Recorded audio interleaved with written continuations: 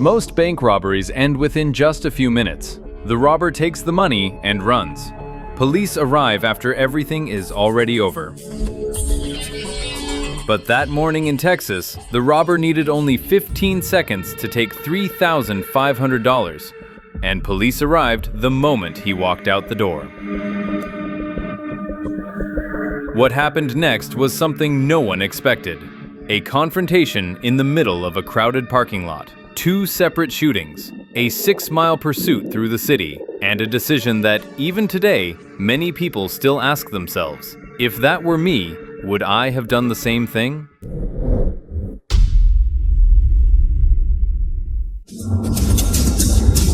On February 5th, 2019, at around 9 a.m. on a Tuesday, the Hewitt, Texas Police Dispatch Center received a call reporting a robbery in progress at Point West Bank.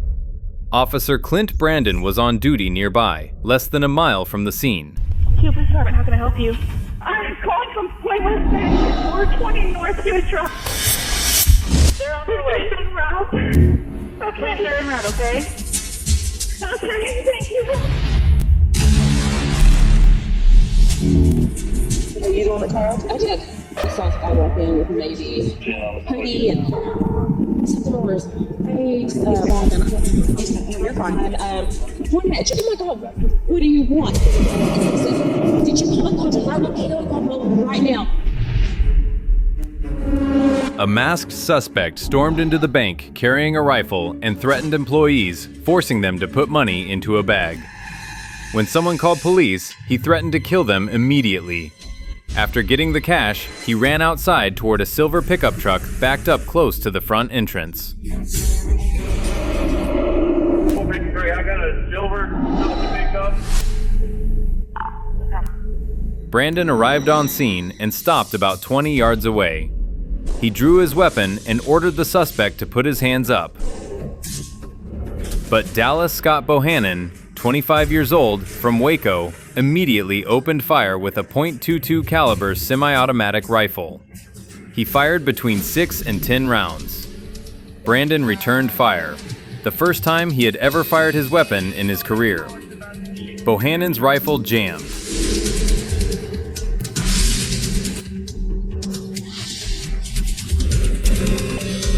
I got a Dodge pickup. You'll be southbound on Hewitt Drive. Copy, silver, Dodge pickup, stop. All entering 9.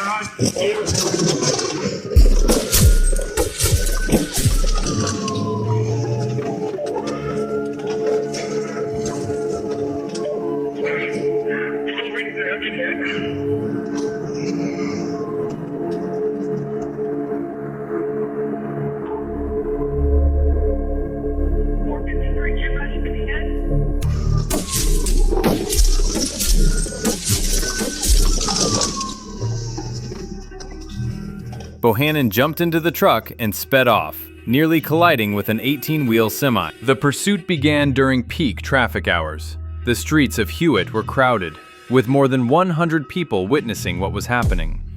Bohannan drove in the center turn lane to avoid other vehicles.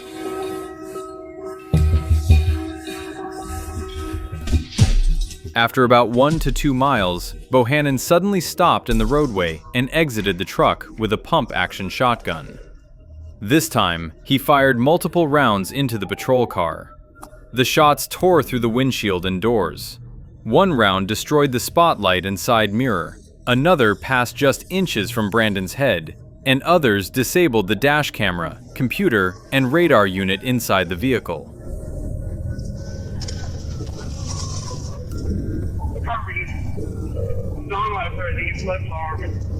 One round struck Brandon in the shoulder. Another hit near his collarbone, but was stopped by his ballistic vest. Brandon could not return fire because he was in a densely populated area, so he backed away to avoid further danger. He realized he was injured. Blood was flowing, but not spraying, and he could still move his arm. He made the decision to continue the pursuit. Multiple law enforcement units from Waco, Woodway, and other cities joined in. The chase lasted 6 miles. During the escape, Bohannan crashed into a civilian vehicle but did not stop.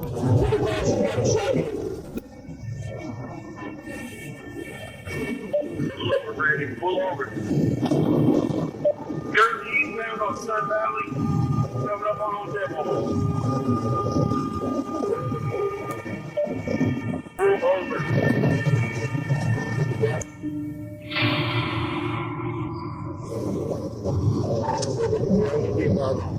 Distribution center. I get away from medical. Eventually, Bohannan lost control of his truck, crashed through the fence of a corner house near a high school, and slammed into a tree. Bohannan exited the vehicle and fled on foot, but was taken into custody by Waco police.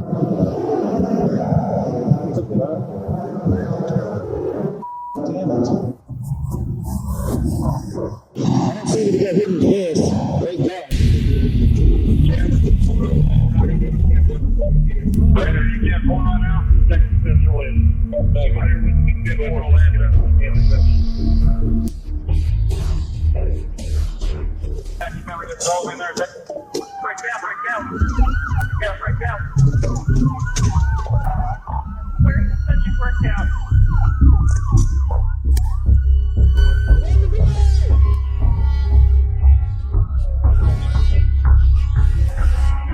Brandon was transported to the hospital and released the same day. The bullet fragment remained lodged in his shoulder. After 4 weeks of recovery, he returned to duty.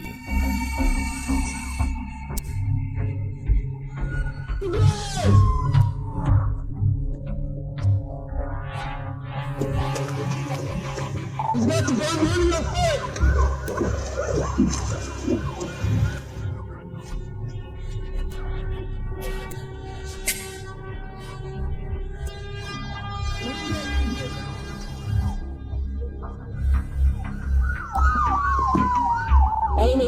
Let's go to the house.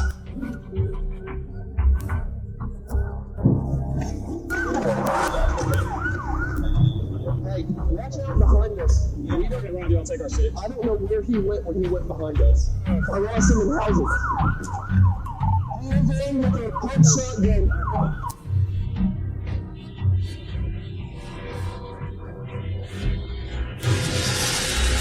Hey, right there, he went where that gray truck is, that way to the right. There's a house right there.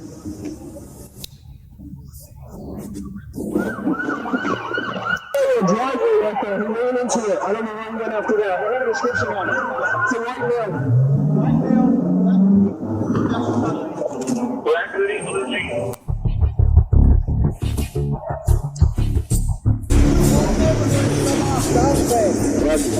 We don't want to rush them.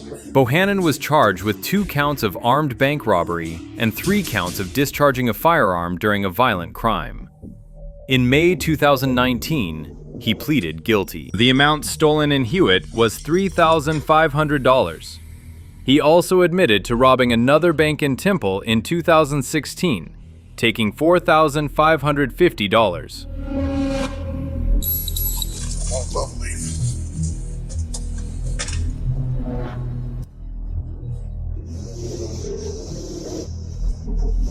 Going down south.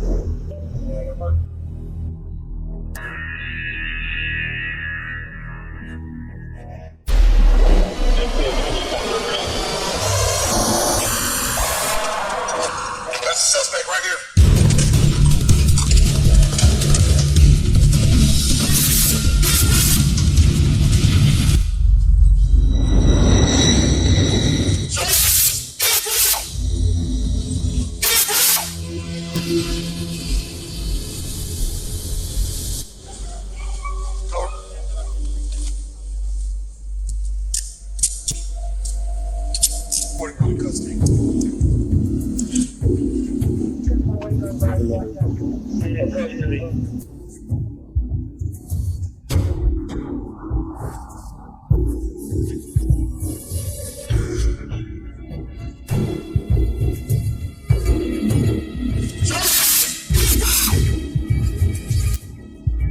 The judge sentenced him to life in federal prison for the firearm offenses, plus an additional 97 months for each bank robbery.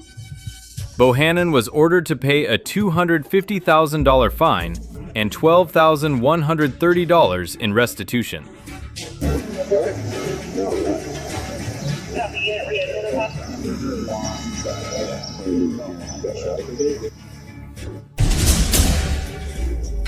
Brandon was cleared of all wrongdoing by a grand jury and received a Medal of Bravery from the Hewitt City Council.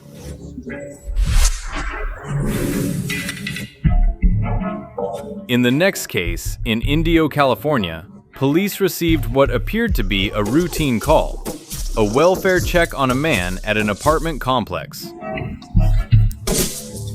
When officers arrived, they discovered a man completely engulfed in flames. The fire burned intensely from head to toe, so severely that his feet were not even visible. Fire crews were called and quickly extinguished the flames, while emergency medical personnel provided aid on scene. If Brandon was fighting to stop a dangerous robber, then in Georgia, another officer was fighting to save a life, and he had only minutes before it was too late. Case 2. On August 8, 2017, in the city of Indio, California, a routine welfare check turned into a disaster. When officers arrived on scene, they had only seconds before everything exploded. 911, what's your emergency? Someone to come and check. I have one of my tenants in. We can smell it through the window. You have a tenant who's turned on his gas. Is the tenant in there? And you can smell gas? Sorry, we can smell the gas. You haven't seen the tenant? I haven't seen the tenant since yesterday. Okay. At approximately 3:25 p.m., the Indio Police Department received a call reporting a gas odor at an apartment complex on King Street near Indio Boulevard. The property owner reported that the tenant, 61-year-old David Lee Ellis, had removed the gas stove from the apartment the day before, and they could smell gas leaking from the unit.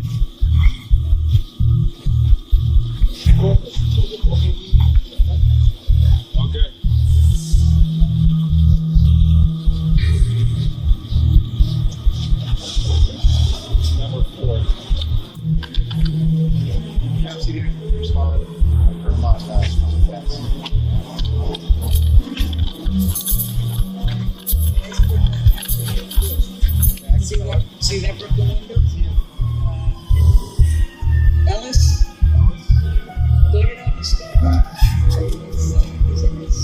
But he does have the pipe to turn the connect the stove to. Okay. So there is a pipe for bid. Okay. Coming up. Now, is there a manager for the? We are the managers. You guys are the managers. Officer Nathan Quintana and trainee officer Israel Campoa responded to the scene. Quintana had previous contact with Ellis and knew he was prone to becoming agitated. The two officers parked at a distance and approached the apartment complex on foot. They could smell a strong gas odor coming from the windows and the front door. Can you shut off the gas? Yeah, right. No, we need to shut that off. I requested.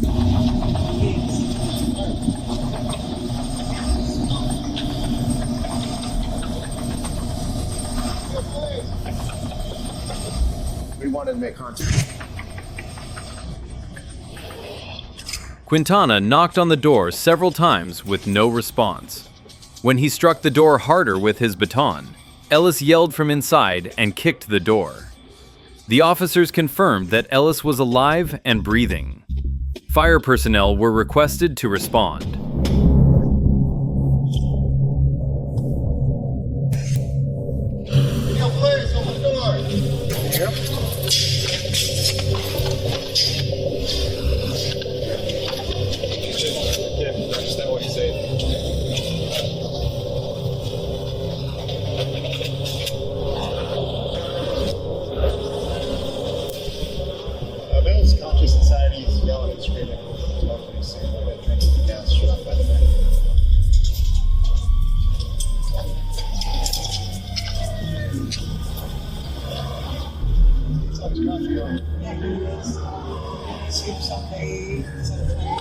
Probably up all night, typically smelling the gas.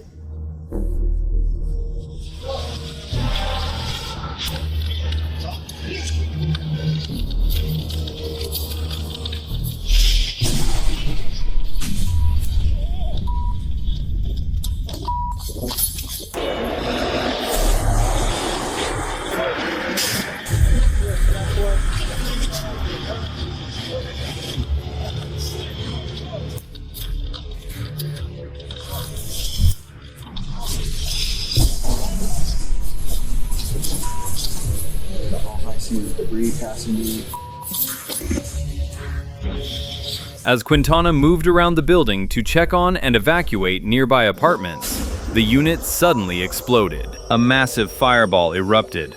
The building shook, and the roof was blown into the air.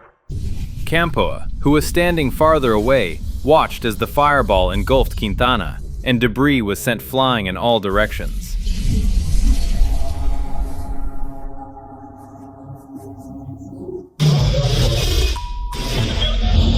He said someone's inside the building.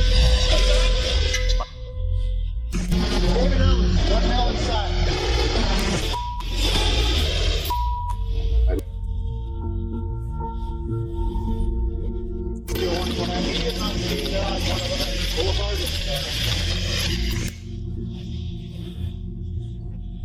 What do you want me to do, sir?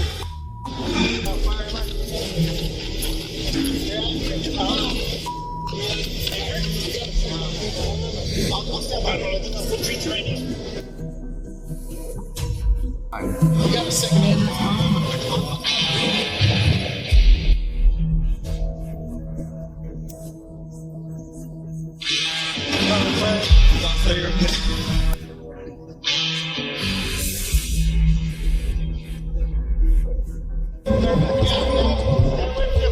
Tell that lady.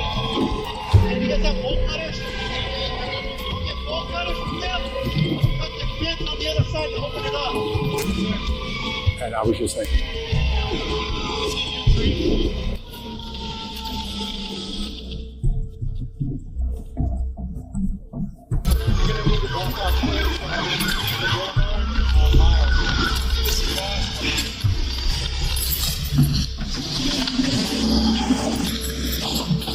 Quintana escaped the blast, suffering second-degree burns to his right arm.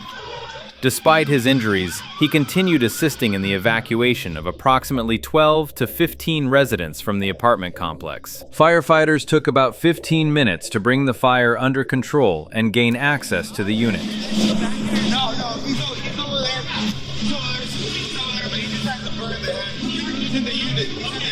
Any hot gases? He's inside of the apartment. They got him out. He's at the ambulance. You want me to evacuate the other apartment? Go inside the apartment. Ellis, I'll see you. They got him out.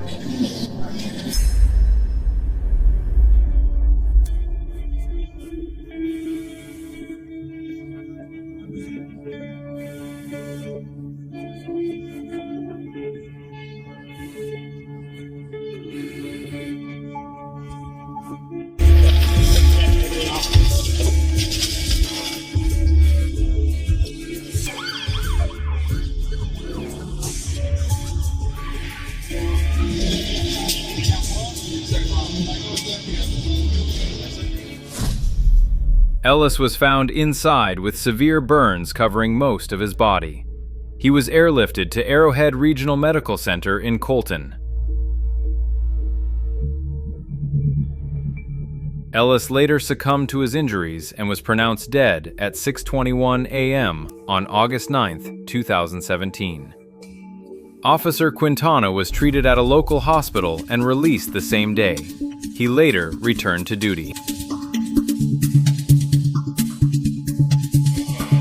According to the Indio Police Department, investigators determined that the gas valve had been left open and there were signs of tampering with the gas line. The Texas case raises a controversial question. Officer Brandon was shot in the shoulder, but still chose to pursue Bohannan for another 6 miles instead of stopping for medical treatment. Do you think Brandon should have continued the pursuit? Let me know your thoughts in the comments. And if you enjoy real cases told through Bodycam footage, subscribe so you don't miss the next video. Thank you for watching.